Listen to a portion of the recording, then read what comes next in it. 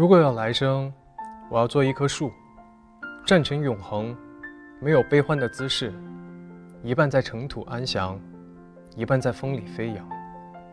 在三毛的诗句里，赤诚的心愿就是这样简单而又美好。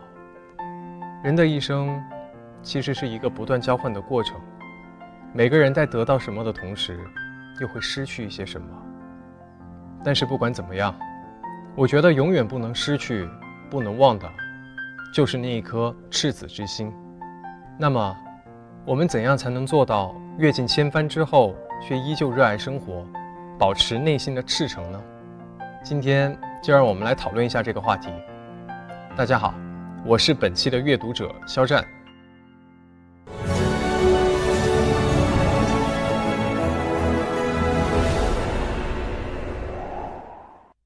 我今天为大家带来的作品是周国平先生的《自己的园地》。接下来进入我的阅读时间。你们读过法国作家圣埃克叙培里写的《小王子》吗？如果没有，那就太可惜了，一定要找来读一读。在我看来，它是世界上最棒的一篇童话，哪怕你们拿全世界的唐老鸭和圣斗士来和我交换，我也绝不肯。童话的主人公是一个小王子，他住在一颗只比他大一点的星球上，与一株玫瑰为伴，天天为它浇水。有一天，他和玫瑰花拌了几句嘴，心里烦，便离开了他的星球，出去漫游了。他先后到达了6颗星球，遇见了一些可笑的大人。例如，有一个商人，他的全部事情就是计算星星，他把这叫做占有，他就为占有而活着。他告诉小王子，他已经占有了101622731颗星星。小王子问他，你拿它们做什么呢？他答，我把它们存到银行里去。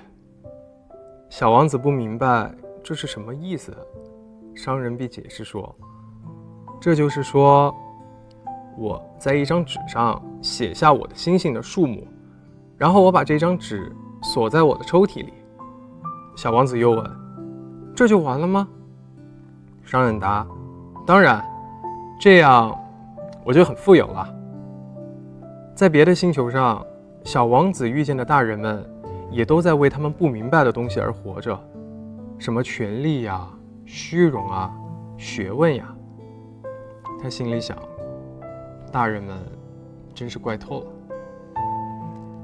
小王子最后来到了地球，在一片盛开的玫瑰园里，他看见5000株玫瑰，不禁怀念起他自己的那一株玫瑰来。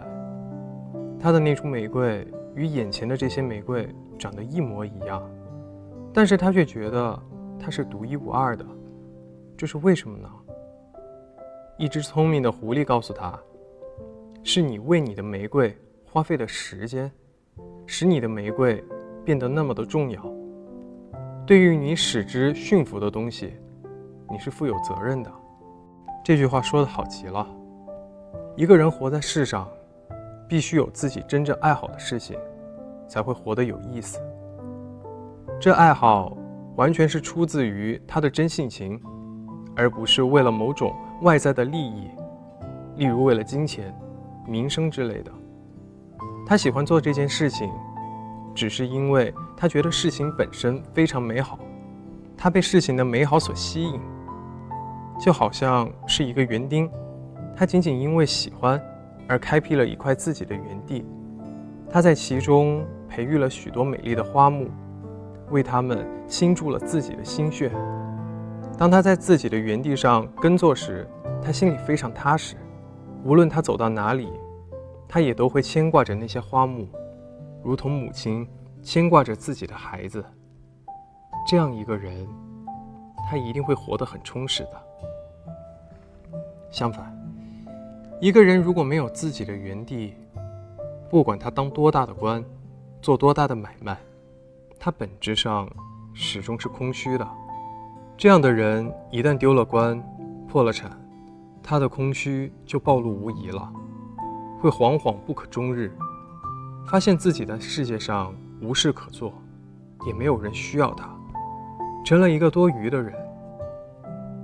事实上，我们在小时候往往都是有真性情的，就像小王子所说的，只有孩子们知道他们在寻找些什么，他们会为了一个破布娃娃而不惜让时光流逝，于是那布娃娃就变得十分重要，一旦有人把它拿走，他们就哭了。孩子并不问破布娃娃值多少钱，它当然不值钱了，可是他们天天抱着它，和它说话，便对它有了情感，它就比一切值钱的东西更有价值。一个人在衡量任何事物时，看重的是他们在自己生活中的意义，而不是他们在市场上能卖多少钱。这样一种生活态度就是真性情。你们长大了，当然不会再抱着一个破布娃娃不放，但是我希望你们不要丢掉小时候对待破布娃娃的这种态度，不要丢掉真性情，不要丢掉自己真正的爱好。小王子十分幸运，他在地球上终于遇见了一个能够理解他的大人，那就是这篇童话的作者。他和小王子特别谈得来，不过正因为如此，他在大人们中间真是非常孤独。他和大人们谈什么都谈不通，就只好和他们谈桥牌、高尔夫球、政治、领带什么的，而他们也就很高兴自己结识到了一个正经人。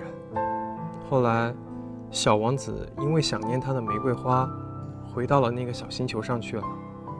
那么现在这一位圣埃克·叙佩里在哪里呢？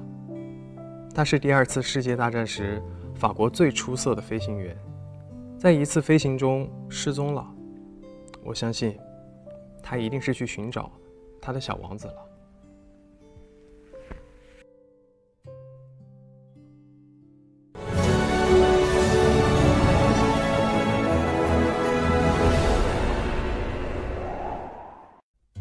好了，今天和大家的分享就到这里了，希望大家都能做一个真实而又充满魅力的人。在这里，我也分享给大家一本我特别喜欢的书籍，是来自法国作家凡尔纳的《格兰特船长的儿女》。希望我们都能以一颗赤诚之心行走于世间，同时也希望大家都能关注榜样阅读，和我一起让阅读成为生命中的美好。